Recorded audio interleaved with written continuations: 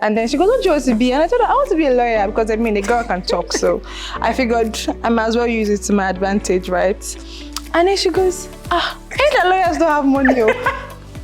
And your first pay should go to your parents. So, I mean, it was small and I didn't think my dad needed money, but it was just something that I felt like, okay, I can see the sense in that. So when I got my first pay. So you sent to your dad? I did. Not everything, because I was staying with my sister as well. So I also wanted to contribute to some things in the house. So I sent some to my dad. I shopped for the house a bit. If there's anything that is too good to be true, it most likely is, right? If somebody is promising you to double your money in 3 days, excuse me, run. Because if it's like that, everybody will be a billionaire, right?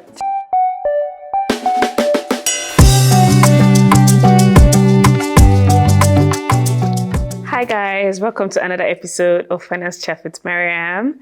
And today I have my best friend here, who is now a sister. Her name is Shile, and we've kind of known each other for like over 15 years. And I'm so happy to be doing this episode with her. Let's see, Shile, would you like to introduce yourself a bit? I know about you, but I don't know about you. Okay, so hi everyone. My name is Shile. I am should I say who I am now, or we're going to get to that? Okay, so I am a currency and securities trader. And then, yes, I have finance background. Mm-hmm. I've known her for 15 years. So, yes. Let's see. That's all. So that's all. Let's see. Okay, let me start with the easiest one. How did you... Take it easy, start easy. Okay, I'll start with this. How did you get into currency and security trading? I just kind of found myself in it, as funny as that sounds. So my career has kind of evolved. I've done the rounds. I started in an audit firm, one of the big fours. Then I moved to a finance house. Then I moved to a merchant bank. And while I was in the merchant bank, I was able to work in treasury. I was majorly doing securities at the time. Mm-hmm. And then I moved to another company that deals in currency and securities trading. And I think that's just how it happened. So, yeah. Yeah. And was that what you always thought you were going to be doing, like growing up? No, actually, I didn't even know what securities trading was. Currency trading, a lot of people understand because, I mean, it's pretty straightforward. Buy, sell, or whatever currency you are in need of. But securities trading, I didn't even know what it was up until like maybe 5 years ago. So yes, I never thought, I mean, I wanted to be a lawyer. Please, let's not even get to that conversation. But yeah. Say your lawyer story. So, I mean, okay, the lawyer story, I don't even know how to go about it. So when we moved to SS1, she had signed up to be in commercial class. I don't know what it is now. Back in those days, it was commercial arts and sciences. And then she was in commercial class. I was in the arts class. And then we're walking to sick bay, just the both of us having our early morning chats. And then we're just talking about how we were enjoying our new classes, right? And then she goes, what do you want to be? And I told her, I want to be a lawyer because, I mean, a girl can talk. So I figured I might as well use it to my advantage, right? And then she goes, ain't that lawyers don't have money? And it was not an innocent statement. And I'm like, no, lawyers have money, Joe. And then we finished, we walked to where we're going to, came back. And I just didn't have peace. Because what do you mean that lawyers don't have money? I need to have money. The lifestyle is cost, so I need to have money. So I went back, I was thinking about it. I asked her, she said that yes, now they told her that lawyers don't used to have money, they just used to go and do my lodge. And I'm like, Kabawood, if you think about it, loto, it's just my lodge that you'll be doing. So, and then I went back, because in the process to change your class at the time, you have to get your guidance and counseling teacher's approval. So I went to the man, I said, okay, you know what? Direction has changed. I want to go to commerce class. And he was like, no, you make such a good lawyer. I said, excuse me, sir, is it your law? And then they had to call my dad to make sure that he was in sync with me changing. And I told him, Daddy, do you want me to have money or not? And he goes, of course, have money. And I'm like, so sir, that's it. Problem solved. Approve it. And then he approved it. Then I moved to commerce. And so, yes, to answer the question, I always thought I was going to be a lawyer earlier on in my life. But then that changed thanks to Do you regret making that decision? Hell no. I think I would have been such a horrible lawyer. Sad. charge and bill. I mean, no disrespect to lawyers. I know it's a credible profession. I know amazing lawyers. I have a friend that is an amazing lawyer herself. But I think I am very, very happy and grateful for that conversation. Honestly, I'm so happy. I couldn't even be happier. So yes, no, I don't regret it. So since we are in this conversation, that means for every money you like make, I'm supposed to be getting commission. As per say wait. As far I push Career coach. So if you're looking for a career coach, you can sign up. I can Honestly, I approve. So yeah, I can tell you to do your career. And then so you did commercial class. This is social sciences, commercial, whatever it's called right now. I even heard it's not the same thing anymore. But back in this, I don't know what they're doing now. School is so complicated. Something. But yes, at the time it was commerce that I was in. So yeah, it was finance related. When you went to uni, you studied. I studied accounting. I got chartered, and then yeah. Oh yeah, it's true. She's like, I have a chartered accountant friend. Anyway, so you became chartered, and what was your first job? So that paid you. So my first job was an internship in one of the big fours, KPMG. I had interned with them right after school, and I was doing auditing with them, and I knew that's not what I wanted to do. So when the internship ended, I then moved to an investment house where I did my used car. It's a thing that we do in Nigeria. So yeah, I did that for a year as an accountant, right? It wasn't bad. I wasn't looking for something different at the time. But when I was done with my service year, I had to sign up for a graduate trainee program. And during the trainee program, you get moved across different departments. And at that time, they had, evolved into a merchant bank. So it became a bank at the time. So I got moved around a bit. And that's how I got introduced to banking. So I did core banking, but for like a year plus as well. So after core banking, my ED at the time said he felt like I would do better in treasury, that I was too good to be a plain vanilla banker. So I got moved to treasury. And then the way treasury works in the bank, you trade securities, you trade currencies, you also do liquidity and cash management. It's a whole lot. So that's how I got introduced to what I do now. I was there for over a year as well. And then I got poached by my current company, where I then do it like on a larger scale and then in a more senior position. Let me put it that way. Yeah. Yeah, really. I'm more curious, when you're doing we'll get to the larger scale, all this thing. But when you were doing your internship, like how much were you getting paid? Because that was your first official job, right? It wasn't much at the time, because it wasn't much actually. It was about, give or take, maybe like 30,000. It wasn't much at all. And then I think it was 30,000. Was that like the first money like you were earning? Yes, that was my first job. When I was in school, my parents did not subscribe to working as you were in school. So that was my first job. Yes. So yes. And how did that feel like when you received like the first alert on your destiny? Did you feel like, wow, I'm rich, I'm earning money for myself? So I'm very traditional. I mean, it appears. So I'd always been told that your first pay should go to your parents. So I mean, it was small and I didn't think my dad needed money, but it was just something that I felt like, okay, I can see the sense in that. So when I got my first pay. So you sent to your dad? I did. Not everything, because I was staying with my sister as well. So I also wanted to contribute to some things in the house. So I sent some to my dad. I shopped for the house a bit. It was just good to like be responsible, I guess. So, and then I had my own money too. So I got some things that I was interested in. So yeah. Wow, you're making the many of us look like we didn't take please. She's like, I'm so traditional, I just, I gave some to my parents, I helped the house. But that was what it was like, okay.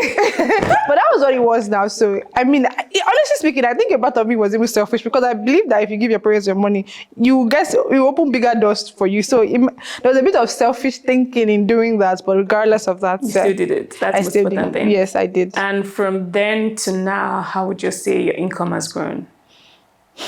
I don't know. It's significant. A lot more significant than I thought. If I had envisioned 5 years down the line, I wouldn't have thought that it would have progressed this quickly. Yes, so yeah. You know how there's always this assumption that, I don't even know, because it's a mixed thing. Like if you tell somebody I work in finance, they're like, you have money, like you're settled. Really? Don't think about yeah. What's interesting though? I mean, it's money in finance. So the reason why I would say I agree is because finance is so broad. there's some career paths that they're cashing out, right? And there's some parts that are not exactly what I would want to, well, not what you would expect. So yes, finance is broad enough to give you the opportunity to make a lot of money. That's the best way I'll put it. It's so broad. I always say that if I have someone that is starting out their career or starting out to choose a career and they don't know what to do. I mean, if you're sure that you don't want to be a doctor or don't want to be in sciences, I'll just say go into finance, because you can then, it's a good background to have to kind of metamorphose into anything, even if you are going to end up being something in the social sciences. Finance is just a very good, solid background. So yes, I agree. There's money in finance if you know where to look. There's money in finance if you know where to look. So I'm going to ask you like my first official question related to like Drum rolls. So you said your income has grown significantly between, when you started as an intern at one of the big fours to where you're working now. Yeah. And how has this growth like changed your personal finance? In the sense, like, I believe that the more your income grows, the more your expenses will probably grow because your tastes have changed. And I'm guessing as you're growing older, you're learning over the course of time. Like, you'll probably make some decisions. You'll think back at it, like, this was stupid. I shouldn't have done that, or something. Like, how has your personal finance like changed between like that period of time? Like, what are like some of the best decisions you've made? Let's start with the positives. So I think because I have finance background, right? It kind of did me solid, right? I kind of always been conscious of how to spend my money, how to keep it, how to multiply it, right? And then being in when I joined the firm I was before my current firm, they were an investment bank. So, and they had an asset management arm as well. So how to multiply your money, how to save your money was like dropped on my lap. So that really helps me. So starting out, maybe when I was in the Manington, I didn't really care much for saving. I mean, I feel like the money was just enough for your day-to-day activity, which was fine. And then when I got to start my youth service, I was more intentional about, okay, I need to set any monies aside.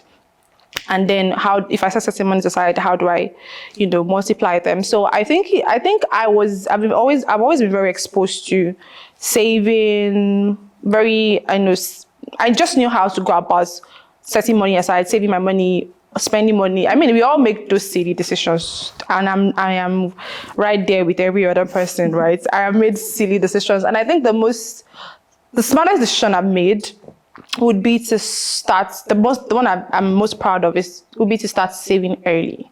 So I started saving pretty early on, and it was easy for me because I was saving with my sister. I didn't have to think about rent up until like recently. So yeah, I started saving early, and I think that was very good. It was a big benefit for me at the time. Yeah. And what would you say is so basically what I've learned from this is stay at home. Honestly, stay at home, guys. What would you say is like one of your biggest financial regrets? Like sometimes when you sleep and think about it, you're like, I shouldn't have done that. Honestly, as I'm thinking about it, I really want to just hit myself. No, I just like so there was when I finished school. Yeah.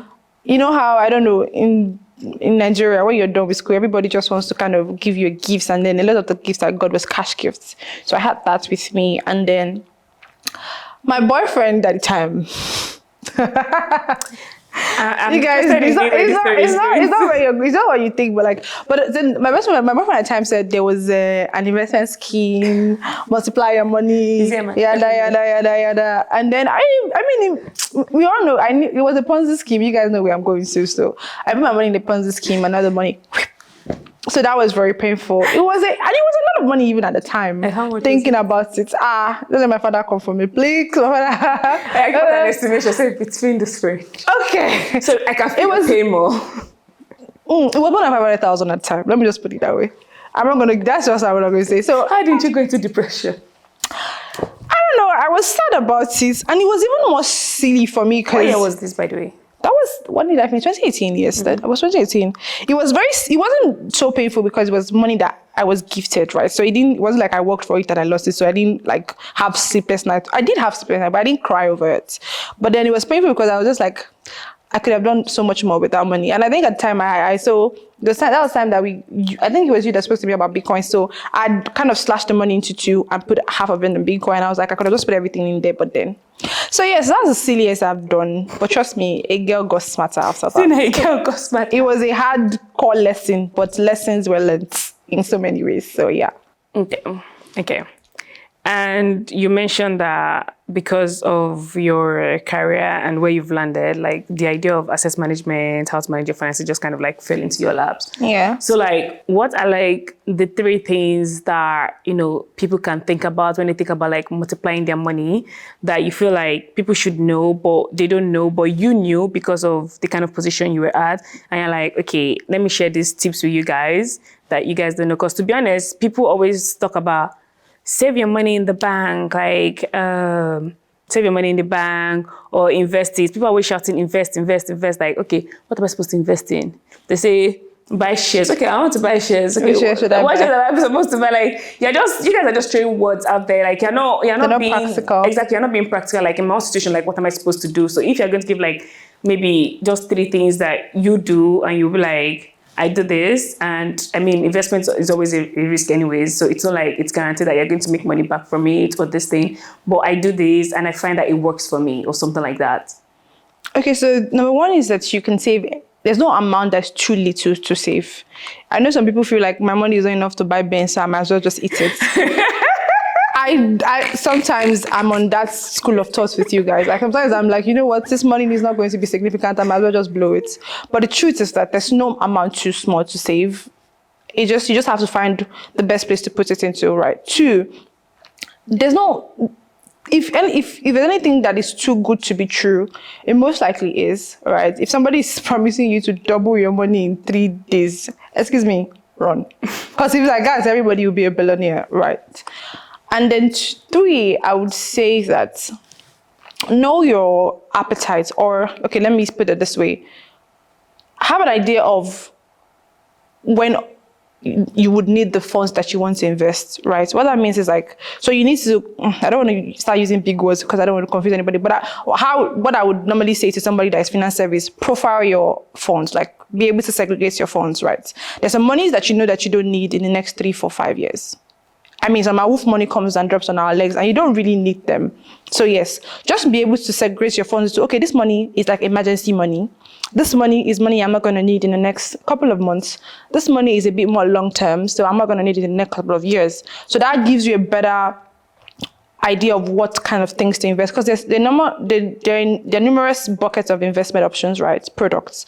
And then you being able to understand, okay, I don't need this money now.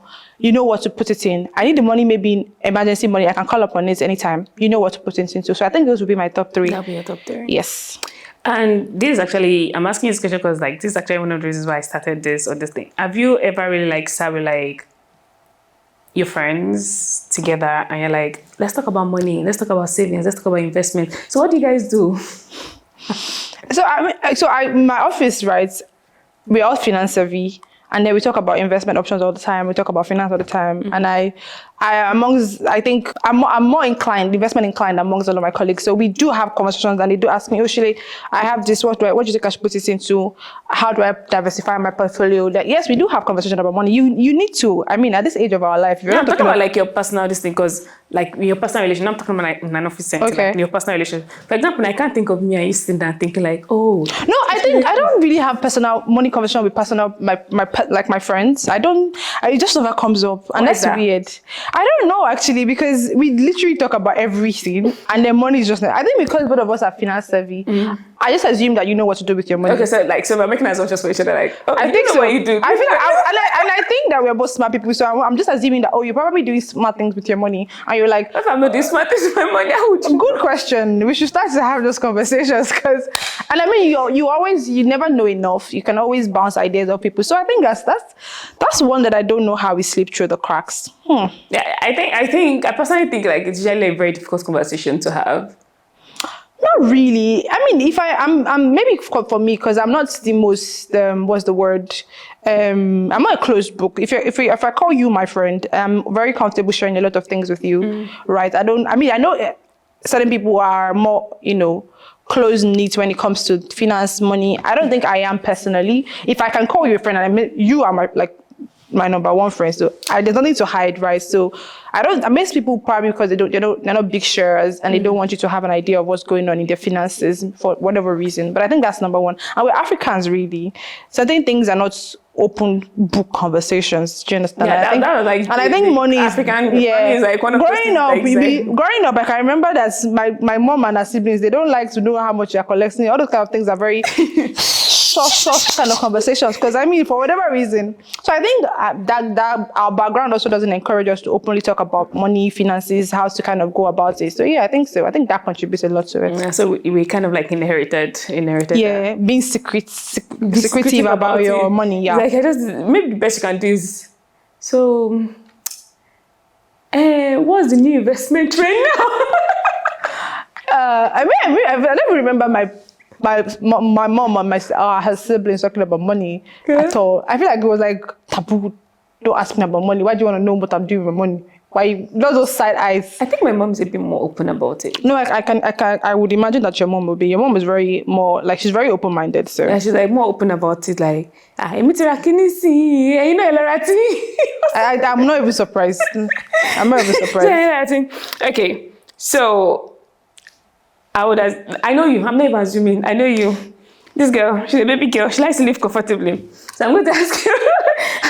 Casted, guys, casted. So there's always like this balance of, I can't come and kill myself. I don't want to enjoy myself. I don't want to die now. So it's like, how do you like balance like saving for the future and then also trying to live comfortably in the now? Like, how do you balance both? So, just a disclaimer, I don't like to go out a lot.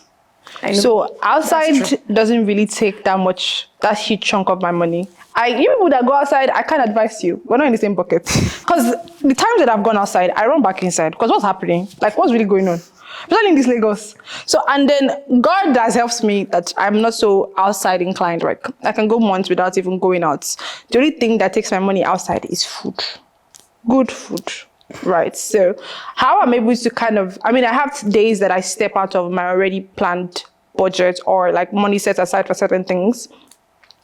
I'm also like, I'm looking for enjoy your life. Like, you work so hard, you might as well just like enjoy the money that you're making, but you have to be responsible about it. And I know that's easier said than done for a lot of us. I'm not even saying I'm out of it. A lot of us, right? So what I do ideally is I have an Excel spreadsheet, right, where I'm already like is familiarized with how much I'm making this month, the things that I have to like use money for, and then like my investments, my day-to-day expenses are the first things to be taken out of that. Then I have like what my net, what's it called, money or whatever you call it, and then I'm able to now say, okay, this month do I want to travel or do I want to go out more?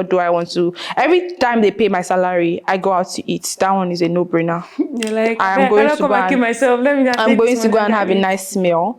And then I think it's just like being responsible about it, because I think it's even going out and enjoying yourself or doing what makes you happy, right? It helps your mental health as well. Okay. So I don't underestimate the fact that the need for you to do that. I just think you need to be responsible about it, and then you need to build a level of discipline, because if you enjoy yourself every time, the rainy days, you will suffer.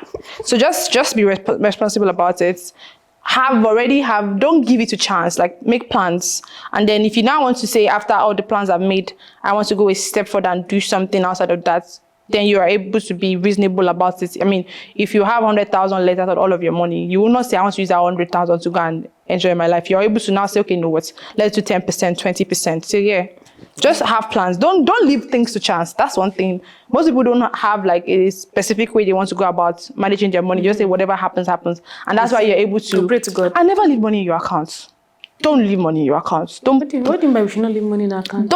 I'm speaking for, I don't know how it works in your... No, I'm just asking you. Like, you won't open my like everyday bank account and see a ridiculous amount of money in it. Because as I see it, I want to spend it. I feel like I have money, but I don't really have money. That's all of my money. Do you understand? So I don't leave money in my account. I do cash in my account. That's something that I'm very intentional about. Because I've realized that days that I open my bank app, I see money, I'm like, and I'm going to Instagram and I see something problem. I'm like, I have money. Do you understand? Yeah. But if I'm seeing like 5K in my account and I see something, I'm like, oh, girl, you don't have money for this. So yeah, that's one of the things that I'm very intentional about. And then you mentioned budget, and I know like right now there's like inflation, exchange rate fluctuations in Nigeria, all these things. So how exactly do you budget for that? Like how does that fit into your budget? Okay, so I mean, I live alone. I think I have an idea of what I would spend in a month. I mean that has been on the increment. I've been increased since all of the things happening. But I have a good idea of what I would need to pass through the month. So I just set that aside and then put it somewhere. So I don't spend much.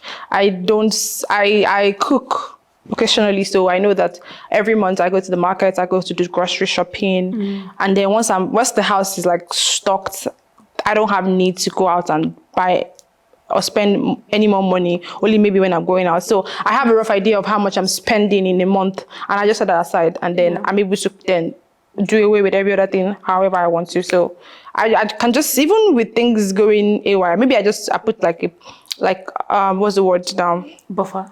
A buffer, exactly. Maybe 10% buffer or maybe 20% buffer. Yeah, I think that's how it works. That's how I go about it. And does your income, like, do you have a fixed income every month, or does it fluctuate every month?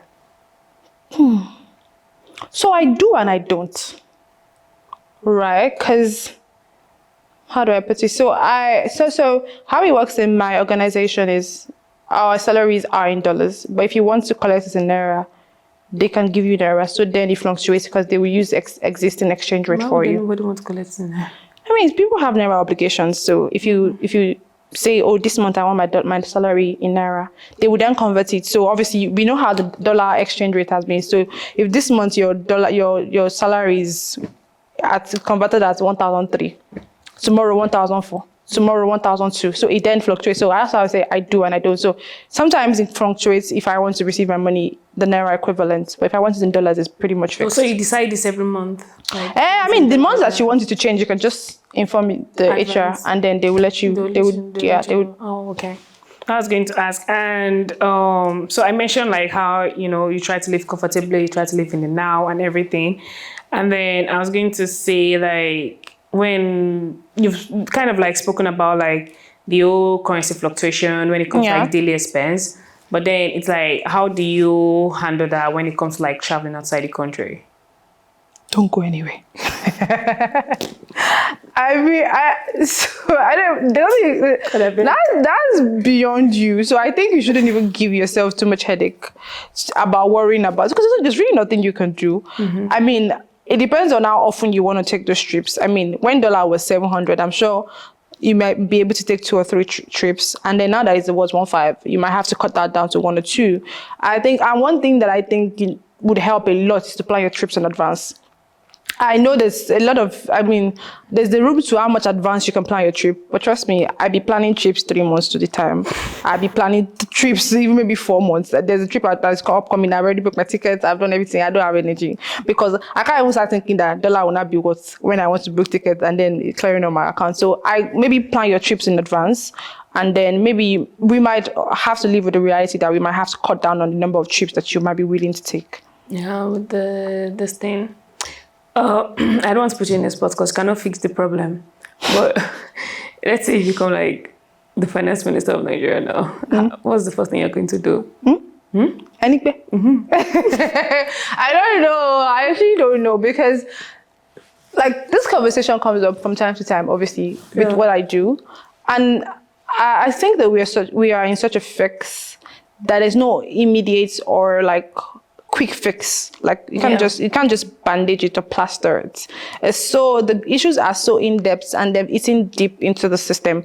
A lot of systems. Like there's so many factors that contribute to how the economy functions. There's the fiscal policies part, which is the government, and then the monetary policy part, which is the CBN.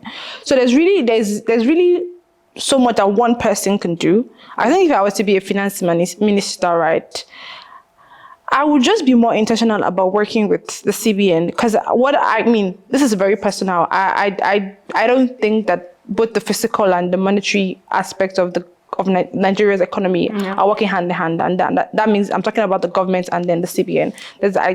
Sometimes they've been their policies have been, counterproductive, Yeah. right? So I think I'll just be more intentional, working hand in hand with the CBN governor. I think that would be it. And then you're working hand in hand with CBN governor. I feel like they need to come together and let their policies be coherent. Like they should kind of like work together. Exactly. Like, I think that work. I don't know if it's a Nigerian problem or I don't know. They just seem to be, when you see the kind of policies that they're both coming out with, it just seems to be, they seem like it's not a Nigerian problem, Abby. It's like everywhere there's like, it's like yin and yang. It's like conflict of interest, like for some like reason. conflict of interest because, government policy, there's like, and also Nigeria is a very special situation because the CBN is supposed to be independent, but well, here we are. Oh, well. Here we are. Oh, I was going to ask you this question because I was curious. I don't live in Nigeria. That's fine. So I pay my rent monthly. So it's easy for me to say, okay, this month out of my income, I'm going to take this money, I need to pay my rent or this thing. But in Nigeria, you pay your rent once a year. Thank Jesus. How do you plan for that? Like, do you intentionally say every month I'm going to take some money out and say, put it towards pay my rent at the end of the year? Or you're like, well, in the last 3 or 4 months of the year, whatever money I have, I'll just put them together and say I used to pay my rent. Okay, so I don't necessarily do every month I take this out for rent. I have like buckets of products that I invest in. So when I need to pay my rent, I just go to the one that I can easily access and then just take the money out from there. So I don't do every month. Every month I save into different buckets of my investment options, right? And there's one that I can have access to my money in the next 24 hours, which is what I use for emergency funds or like things that I didn't plan for. So I just go into that space or that bucket of take out the rent and then just pay from there. And that works for you? That works for me.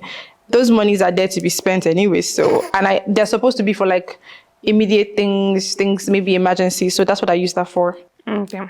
Oh, this is actually a more interesting question. You know how like on Twitter, like when you go on Twitter and there's somebody I don't like Twitter. Please do. And then somebody is like, if you're earning 300K per month in Lagos, you're below poverty line or you're like, what do you think about that? Do you think like that's a valid statement to make, or you think that is such a Twitter thing to say? If you're living above your means, you're poor. That's the bottom line for me. If you're earning 100 million and you're like, there's no money that is too much money to be spent. Like people who spend 100 million in a day and they like me now. I never spend 100 million a day. So I just personally think that if you spend above your means, that's like your way, like you're the lane down to poverty, right? Yeah. So I don't know. I can't exactly say a specific amount is too much or too small. Yeah. Because a lot of factors. It depends on.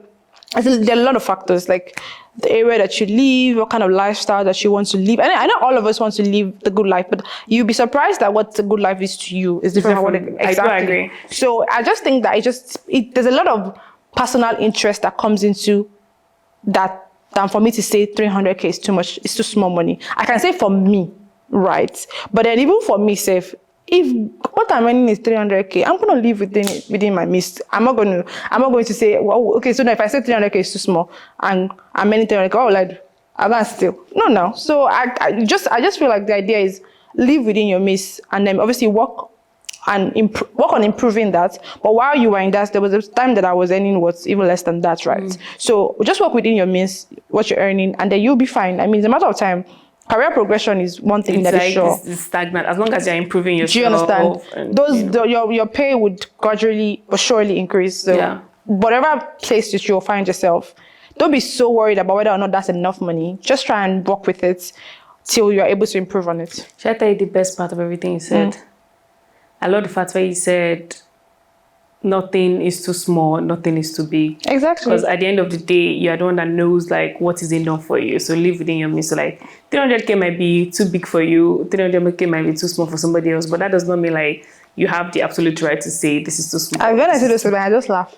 I go to comment section and I'm just gonna laugh because that's time you see people fight, like they fight, like I'm like, this is what I came here for, the violence. And I read. So I came here for the violence. I read because I can't. Belinda is saying it. I don't know what gave Where her the the person's coming audacity from, to say yeah. it, right? So I can't exactly judge a person. But me, I might just see it as a comic relief. Go to the comment section, read, laugh, and move on. It does. I don't think too deep about it. So I don't think that. I can't. There's too much problem to add that one to my problem. What's the most ridiculous financial advice somebody has ever given you? Why are you giggling? But the first thing that came to my head, I feel like there's a big divide in even like the world generally about Just tell it. me. So I don't know whether or not it's too controversial. Say Okay, I wouldn't even say it's too controversial. I said to you because I never based to you. Somebody said to me that as a woman, right, you shouldn't be concerned about making money. Like, I don't know how to put it, like, you shouldn't be worried about, like, so concerned about making money, right? Because, I mean, at the end of the day, you're a woman, you're going to end up in somebody's house. And I'm like, okay, thank you. You're fast to kind. This advice is very good. I will put it back. Let's start and then put it. So that I'm not using it to eat. I'll be what? But that was so funny to me at the time because lol. I was not just starting out my career. I'd done a couple of years, I think two and a half, going to 3. About having money. And then I think I'm quite driven, and I've always been very interested in like, you know, trying to like up my game, looking for how to improve on myself. So that advice coming to me, I can't remember what context of where the person said that, and I'm like, that's so funny and ridiculous because, right, like I'm not even doing this for like anybody, it's for me.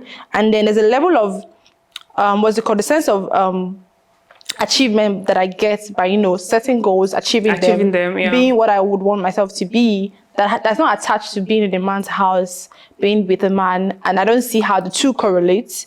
But I mean, that was the person's advice. And I'm sure that, I don't know, it wasn't for me, but it might be for some people, so. That was the most ridiculous shot. No. Do you know, I feel like you have like more patience than I do. Because I can't imagine like somebody... I like to think that people are entitled to their opinion. And I'd like to know, I try not to be offended when somebody shares their opinion with me. Some opinions are very annoying and they're harder to kind of keep cool than the others. But if you tell me that that's your opinion, I would understand. But when I have a problem, when you say, that is what it is, you generalize, like and kind of make it like a that's norm. Affirmative. Do you understand? And then that's where I start to have a problem. Like you cannot make assertive statements on your own experience. So I'm always very open to, it's your opinion, right? And it's fine. I have mine. We don't need to like correlate on our opinions. It's a free world. That's why there's freedom of speech and I guess free thinking as well. Okay, so this is going to be like maybe 1 or 2 final questions from me. Okay. So what was it called?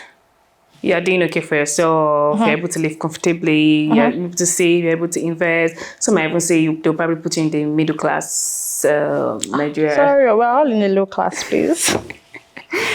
We're going to get back to that Nigeria habit, but I'm going to be in back condition. We're going to talk about how Nigerians want to be by force in low class. Even if they are not, they must fool themselves. I think that kind of like relates to my question. How do you approach setting financial boundaries with your friends and family? Okay. So I haven't really had to deal with people kind of crossing those boundaries. I haven't had to intentionally even set those boundaries. And I thank God for the people in my life because I hear other people's stories and I'm like, that's a lot to deal with, right?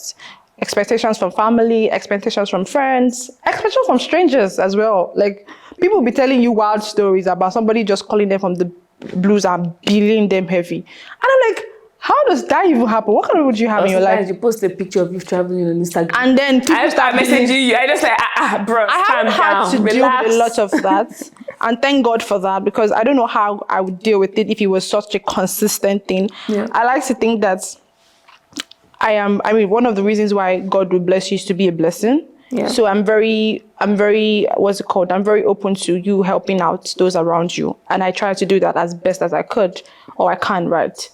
So my family, I'm not going to say I'm a breadwinner in my family. Everybody carries their bread. Like everybody provides their bread for themselves. I do my bits in sense of, my mom is late, so I only have to like cater for my dad, and it's not like I cater fully for my dad. My siblings also do as well. So it's not so much of a burden, and I've not had to deal too much with it, right? And so I might not be the most appropriate person to speak with it. But just to cut long story short, with friends and family, I'm very stern with my like boundaries. I've made it known that I would help when I need to, but not like to the point where it's then being taken advantage of.